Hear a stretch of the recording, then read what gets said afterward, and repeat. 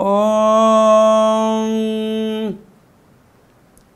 தோப்பு கரணம் போட்டு வந்தோம் பிள்ளையாரே, தலையில் குட்டுகளும் குட்டி வந்தோம் பிள்ளையாரே. மஞ்சளிலே பிடித்து வைத்தோம் பிள்ளையாரே. ஐயா, மஞ்சளிலே பிடித்து வைத்தோம் பிள்ளையாரே.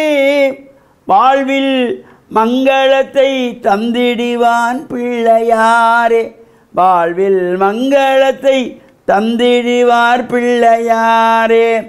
தோப்பு கரணம் போட்டு வந்தோம் பிள்ளையாரே, தலையில் குட்டுகளும் குட்டி வந்தோம் பிள்ளையாரே. ஓம் நமச்சிவாய. மேன்மைகள் சைவநீதி விளங்குக உலகமெல்லாம். நோயற்ற வாழ்வே குறைவற்ற செல்வம்.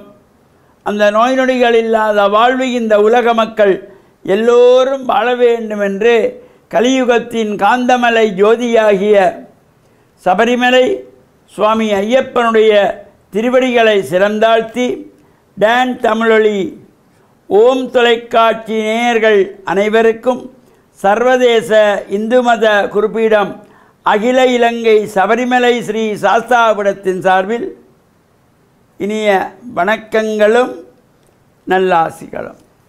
என்றும் மங்களகரமான விஸ்வாவசு வருஷம் ஆனி மாதம் 14ஆம் நாள் 28/6/2025 சனிக்கிழமை. இன்று மலர்ந்திருக்கின்ற இன்றைய பொழுதும் நம் எல்லோருடைய வாழ்விலும் எல்லா விதமான சிறப்புகளும் வெற்றிகளும் கிடைக்க வேண்டும் என்று இறைவனை பிரார்த்தித்து, இஷ்ட தெய்வங்கள் குலதெய்வங்கள் பாரம்பரிய தெய்வங்களையும் வழிபட்டு அவருடைய அருளையும் பெறுகின்ற வகையிலும் இன்றைய தினம் விக்னங்களை எல்லாம் போக்குகின்ற விநாயகப் பெருமானை வேண்டி மாதந்தோறும் அனுஷ்டிக்கின்றதாகிய வளர்பிறை சதுர்த்தி விரதம். இந்த சதுர்த்தி விரதமானது வளர்பிறை சதுர்த்தியாக இது அமைந்திருப்பது. தேய்பிறையிலே வருகின்ற சதுர்த்தி சங்கடகர சதுர்த்தி.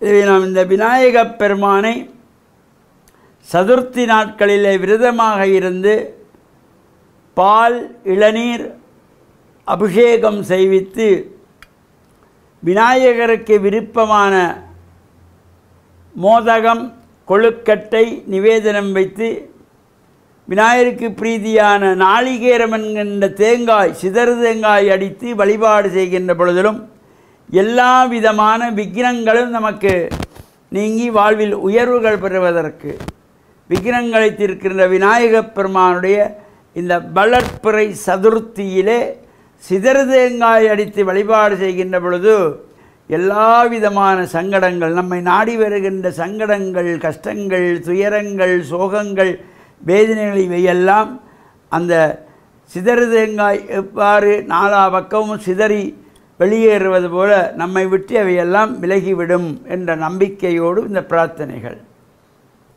இப்பொழுது பல்வேறு ஆலயங்களிலே இந்த உற்சவங்கள் நடைபெறுகிறது. அந்த வகையிலே அன்னை ஸ்ரீ நாகபூஷணி அம்பாள் நைனையினே கோயில் கொண்ட நாகம் பூஜித்த அம்பிகையாகிய நைனாதீவு நாகபூஷணி அம்பாளுடைய இந்த மகோற்சவம் நடைபெற்று கொண்டிருக்கின்றது.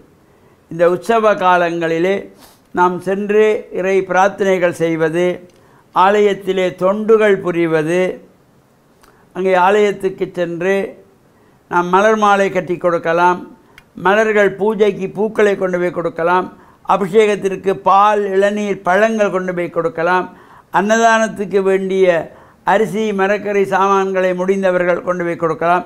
எது எது எல்லாம் நமக்கு முடிகிறதோ அவற்றை நாம் செய்கின்ற பொழுது அது இறை அருள் நமக்கு பூரணமாக கிடைக்கின்ற வகையிலே அவ்வாறு செய்து பிரார்த்தனைகள் செய்கின்ற பொழுதிலும் இந்த அம்பாளுடைய உற்சவ காலங்களிலே அன்னை பராசக்தியானவளுடைய இந்த மகோற்சவத்திலே ஐந்தொழில்களை குறிப்பது இந்த உற்சவம்.